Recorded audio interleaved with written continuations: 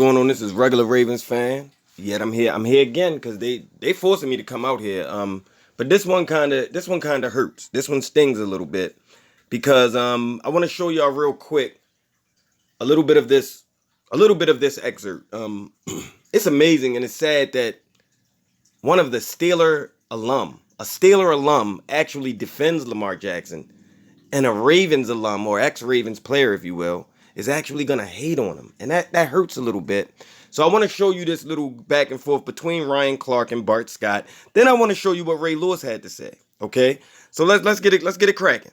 Narrative here feels to many people as though there's enormous. I'm sorry, I have to say this, everybody. Remember, trust your eyes, and also disclaimer: I am a Ravens fan. I am biased when it comes to Lamar Jackson. Let's get it. Pressure on Lamar Jackson this Sunday. Ryan Clark, do you think there is? You know what? I think there's enormous pressure, but let me say this. Early on in the season, I talked about liking Kyler Murray a little more than Lamar Jackson, and all of a sudden I became this Lamar Jackson hater. But I love Lamar Jackson. I think Lamar Jackson is a great player, and I thought he said something that was very important this week. He talked about not winning playoff games and talked about some of the great players. I didn't mention them or say great players haven't won playoff games as well. Here is how I heard that. I was the fifth quarterback drafted in my class. I was the last pick of the first round. Baker Mayfield has never won a playoff game, hadn't been to one until this week. Sam Darnold's never been to one. Josh Allen's never won a playoff game, and Josh Rosen was on the practice squad. None of those guys have reached the heights that I have individually, which is winning a regular season MVP. Yet, I'm the only one that is judged by playoff wins. That's a tribute to his greatness. That's a tribute to his uniqueness. That's a tribute to his success. That out of all of those guys, the only guy that we make sure that every playoff game is a referendum on who he is as a quarterback is Lamar Jackson. What that tells us is the way that he's played, the way that he's carried himself, the things that he has done are absolutely phenomenal. Does Lamar Jackson need to win this playoff game? Absolutely. But does that mean that he is not a great quarterback and one of the future stars of this league that will carry the shield? Absolutely not. Lamar Jackson needs to win just because the Ravens could get an opportunity to win the Super Bowl, but not because he hasn't proved anything. I happen to totally agree with you, and I was going to make my Peyton Manning comparison, but now I see the look on Bart Scott's face, and I need to hear what Bart has in mind. Go, Bart. I mean, I couldn't disagree with you more, Ryan Clark. You know I love you like a play cousin. But I tell you what, when you talk about Lamar Jackson and why he's held to a higher standard, he's held to a higher standard because guess what? He was the last of those quarterbacks picked. Why was he one of the last of those quarterbacks picked? When that happens, that means you go to a better football team. You go to a football team that was ready to win right now. This is a team that has weapons all around him. This is a team that has one of the best defensive personnel in the division. This is an organization that is accustomed to a rookie quarterback carrying their team deep into the playoffs. When you think about Joe Flacco, you think about what Ben Roethlisberger was able to do. He inherited that type of team. He's come up small in the big moments, not big in the small moments. You know what I mean? So he has to show that he can be a leader and that he can be a PT player, a primetime player. That's what he's failed to do. This is huge for him to be able to get paid. He's trying to get paid like Mahomes. He has the same resume as Mahomes. He just doesn't have the playoff wins. Lamar.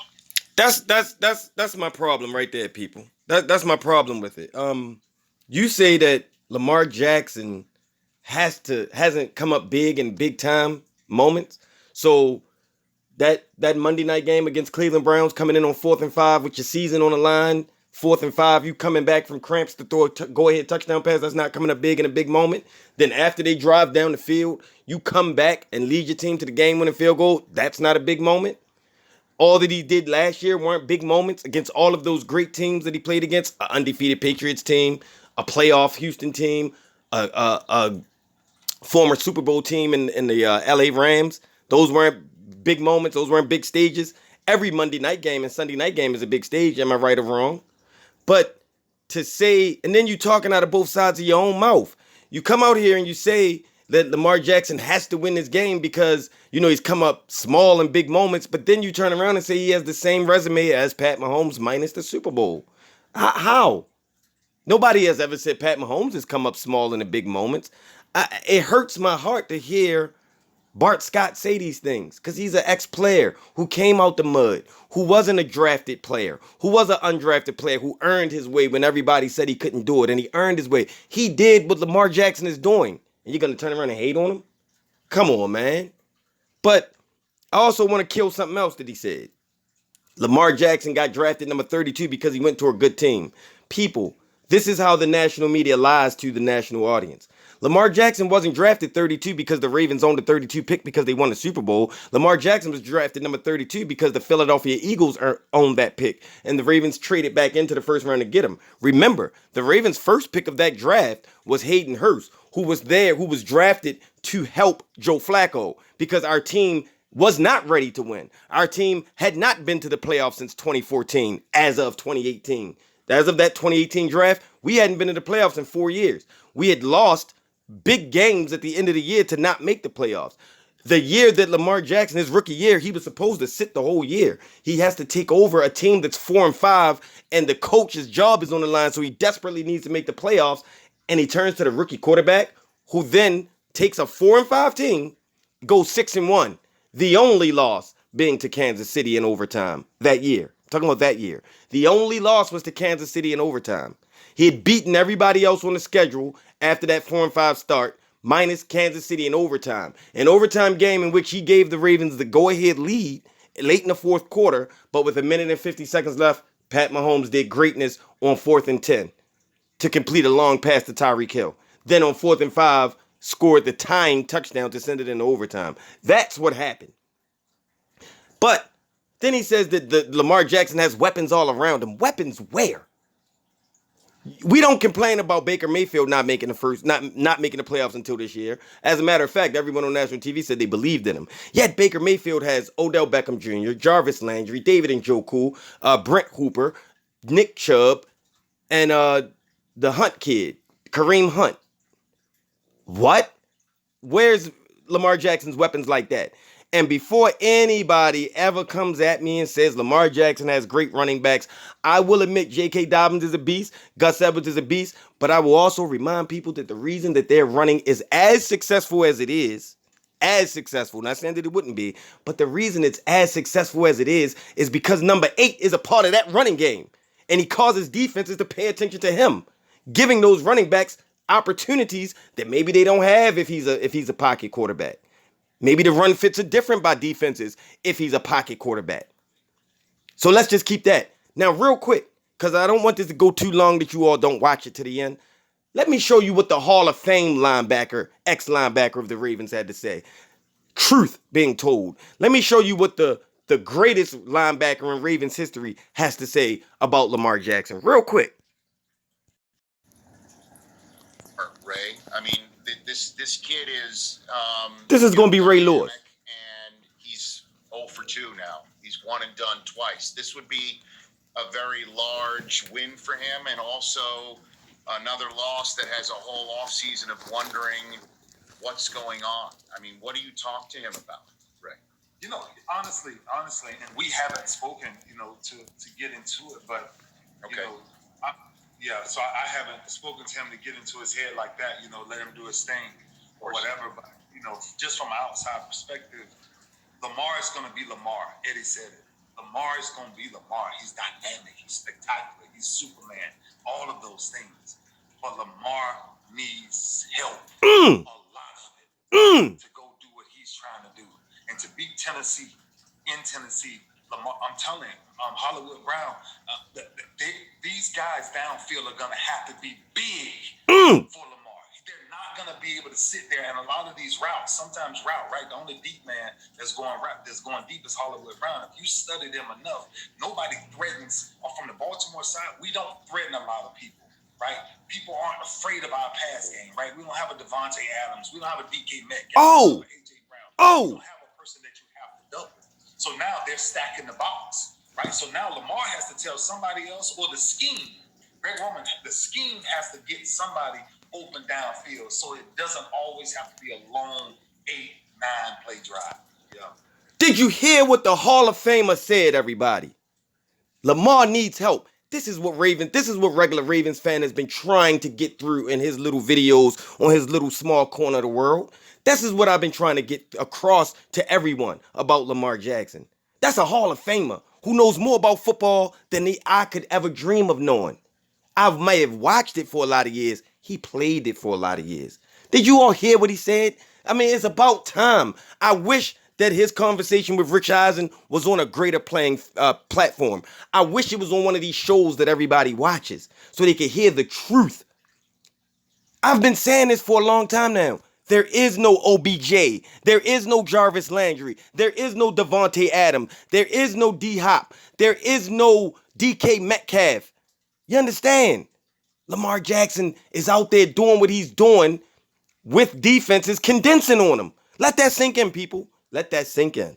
I get upset. I get excited because that makes me feel great to hear that.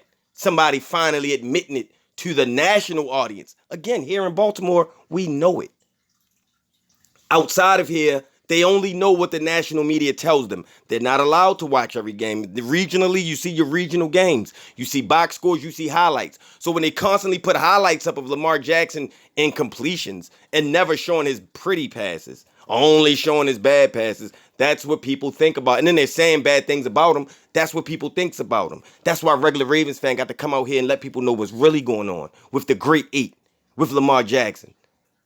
Do you people understand that when Lamar Jackson played against the Cincinnati Bengals after his TV interview, when the people were saying that the fans had to go, Lamar Jackson said, no, no, no. Signed autographs for as many people as he could. That's a superstar. That's a genuine person. That's a dude that we need to be rooting for in this NFL, not hating on. He's not one of those quarterbacks that's above everything. He's a regular guy who happens to be great at what he does. I love him for that. Call me a homer. Call me a Lamar Jackson supporter. Yes, I am. And I will continue to support him. His best wide receiver, and I'm not taking a shot, Hollywood Brown, I'm not taking a shot at you. I'm hoping I can motivate you because I get it, man. You're not as big as Devontae Adams or D-Hop or OBJ. But when you constantly are looking to avoid contact, defenders see that. They know that. So they only got to cover you a certain way. You're showing them I'm not going to go over the middle and mix it up too much. You can't drop passes. When you're number one receiver, guess what? Every pass isn't perfect. Do you all remember the game against the Bills, Cardinals versus Bills? D-Hop jumps over 3 people to catch a game-winning Hail Mary. That's what number one receivers do. Have you all seen the highlights of Tyreek Hill out jumping 2 and 3 defenders when Patrick Mahomes makes a bad read? If you're throwing it to Tyreek Hill and he's double or triple covered, that's a bad read. But he gets away with it and he's great because Tyreek Hill out jumps people. He fights for that ball. That's what you got to do, Hollywood. That's what you got to do for your guy, for your friend, for Lamar. You all got to make each other look good. And that's what Ray Lewis is talking about. And it's about time somebody said it. This dude is doing everything he's doing. We're not winning in spite of Lamar Jackson. He's not along for the ride. We're winning because of Lamar Jackson. You look at that Cleveland game. Lamar Jackson's in the game. Baltimore is winning by 2 touchdowns. Lamar Jackson catches cramps in the fourth quarter and goes out. The 14-point lead evaporates and we're down 1. That's a reality. That's a fact. That's what happened without Lamar Jackson. We lost both games this year without Lamar Jackson. We lost some games with Lamar Jackson. But we don't win in spite of Lamar Jackson here in Baltimore. We win because of Lamar Jackson. Defenses, our running game isn't as great as it is in spite of Lamar Jackson. It's as great as it is because of Lamar Jackson. And this notion that Lamar Jackson is the reason we lost to Tennessee, why don't you people give credit where credit is deserved? That kid, number 22, up there in Tennessee, is a beast. Before you say Lamar Jackson is the reason we lost, recognize that this kid just ran for 2,000 yards in the season. Recognize that this kid has run all over multiple teams in the NFL. Give that man credit. Don't say Lamar Jackson lost. He had 508 total yards. That's not the reason we lost. It's not. The reason we lost is because we couldn't stop Derrick Henry. People who say we lost 28-12, true, that was the final score. People try to say Lamar Jackson got all his points when the game was out of hand. That's not true, ladies and gentlemen. I watched the whole game. We were down 21-12. That's in striking distance, people. And you know what happened when we were down 21-12? Derrick Henry ran the clock and the ball all the way downfield and then threw a touchdown pass. That's what happened. You know what happened this year when we played against Tennessee, everybody? Lamar Jackson in offense, when we scored 31 points and still lost the game. I believe we lost the game 36-31, something like that. Maybe it was 37-31. Nevertheless, you want to know why we lost? Because Lamar Jackson and our offense had given us a 7-point lead. Not a 3-point lead, a 7-point lead. And our defense allowed the Tennessee Titans to drive downfield. We missed all of those tackles on A.J. Brown, and he ran the ball into the end zone. That's why we lost. Not because of Lamar Jackson, people. This is regular Ravens fan. I just wanted to show y'all this contrast in hate. You know, one guy says that Lamar Jackson doesn't show up big in big-time moments. What are you talking about? Bart, you lost all your credibility with me. I know I don't matter to you. I get it. But you've lost your credibility, man. You're out there saying stuff that's not true. Go, stop looking at stats and go watch this dude play. You play football. You know what it means when you go into your meetings and there's one player on the other team you got to stop. Respect game, man, because that's the game you're supposed to respect. You know what it is.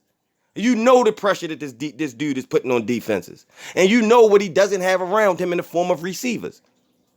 Yes, we've gotten better as Lamar has stopped focusing so much on Hollywood. And I'm glad he did that. But again, I tell people, we will win Sunday. I keep reminding people, Tennessee has never, ever beaten the Baltimore Ravens at home in a playoff game. The Ravens have never beaten Tennessee at home in a playoff game. These trends matter, and they will continue to matter after Sunday is over. Regular Ravens fans signing out. Go Ravens. Ravens for life. We out here.